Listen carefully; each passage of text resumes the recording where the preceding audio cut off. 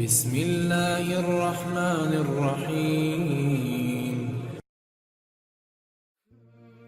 حضرت ام ایمن رضی اللہ عنہا فرماتی ہیں، ایک مرتبہ رمضان المبارک کے مہینے میں دوپہر کے وقت جب شدید گرمی پڑ رہی تھی، میں حضرت سیدہ فاطمہ رضی اللہ عنہا کے گھر گئی تو میں نے دیکھا کہ دروازہ بند ہے اور چکی چلنے کی آواز آ رہی ہے۔